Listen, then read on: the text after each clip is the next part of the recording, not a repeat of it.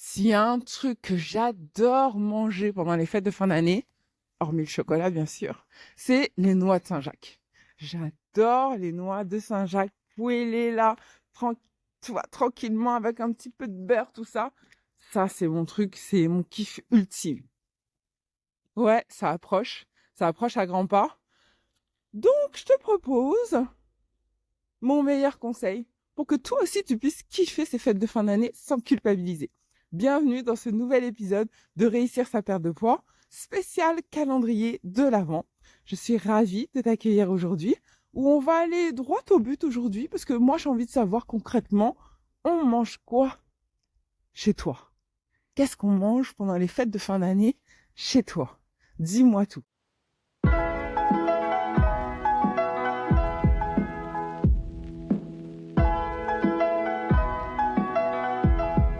Alors, si tu me connais pas, je suis Patricia Klopka, je suis diététicienne nutritionniste, spécialiste de la perte de poids. Ma mission, c'est d'accompagner les femmes dans leur perte de poids pour qu'elles se sentent enfin belles et épanouies dans leur corps. Tous les jours, pendant ce mois de décembre, je te propose un petit calendrier où je t'emmène avec moi, directement lors de ma petite balade matinale, objectif 10 000 pas par jour. Et je me suis dit que ça serait cool de te partager mes meilleurs conseils pour kiffer cette période qui parfois peut être compliquée, qui parfois peut être culpabilisante ou frustrante. Alors je me suis dit non, cette année, on va kiffer manger notre chocolat et nos Saint-Jacques. Alors le thème aujourd'hui, il est très simple.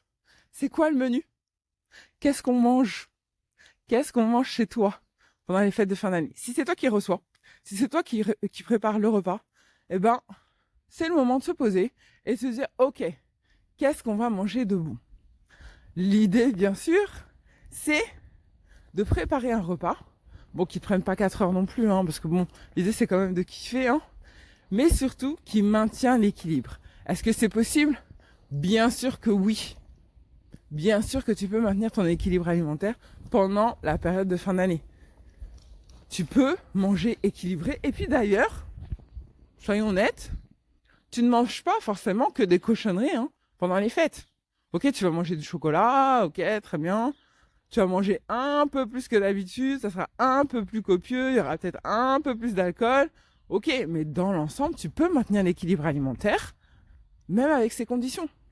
Le tout, c'est de respecter la règle très simple d'avoir des féculents, généralement ça c'est jamais le problème, d'avoir des protéines et d'avoir des légumes. À partir du moment où tu as ces 3 groupes d'aliments dans ton assiette, on est sur quelque chose d'équilibré. Généralement, là où ça pêche, c'est qu'on va penser non mais de toute façon, je mange n'importe quoi pendant les fêtes, ça va être ça va être la cata.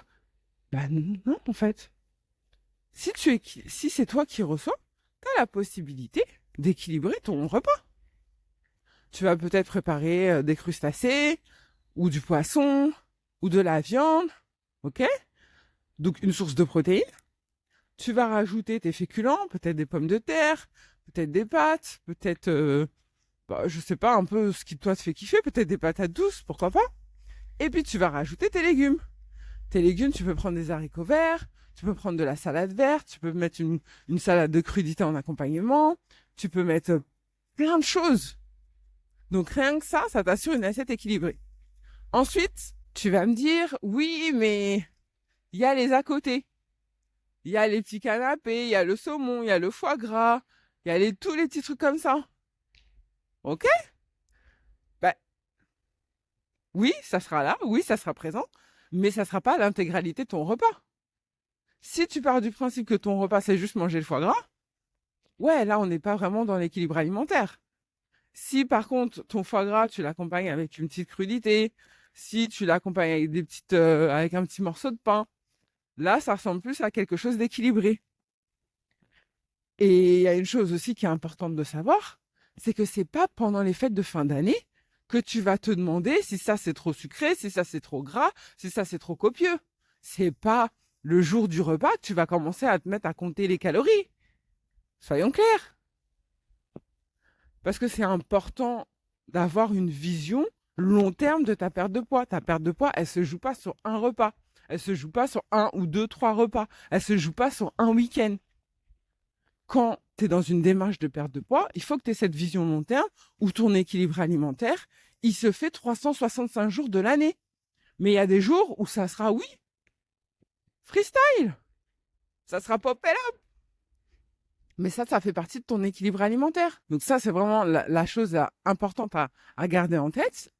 Et ensuite, Noël, réveillon, Noël, jour de l'an. C'est quoi, 3 jours, 4 jours? C'est pas parce que tu as mangé copieux à Noël qu'il faut l'enchaîner pendant 10 jours. Parce que souvent, c'est ça le souci.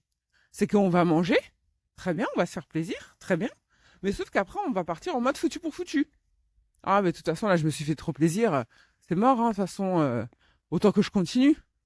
Et donc là, t'es dans le trop. T'es dans le trop parce que tu ne t'écoutes plus. T'es dans le trop parce que tu pars du principe que il faut que t'en profites maintenant parce que dès le 1er janvier, tu vas te mettre au régime. Et c'est ça qui va pas. Alors que si tu restes sereine et que tu te dis, OK, mon équilibre alimentaire, bah, ça fait partie aussi du jeu d'avoir des fêtes de fin d'année. Des fois, je mangeais plus copieux et c'est OK aussi. Mais le reste du temps, mon alimentation, elle est équilibrée. Et c'est pas un souci. Elle est équilibrée, mon alimentation, et j'ai de la dépense énergétique. Donc, un repas ou 2 qui débordent, bah, c'est pas la fin du monde. Donc ça, c'est une vision qui est importante que tu gardes en tête.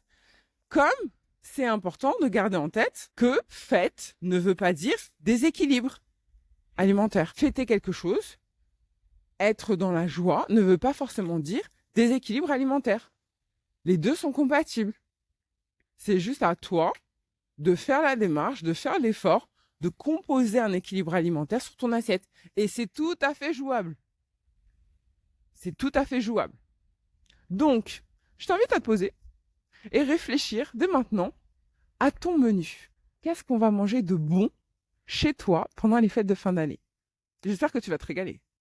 J'espère. Dans tous les cas, si cet épisode t'a plu, je t'invite bien sûr à le liker. Je te laisse t'abonner, bien sûr, si c'est toujours pas fait. Je ne sais pas vraiment ce que tu attends.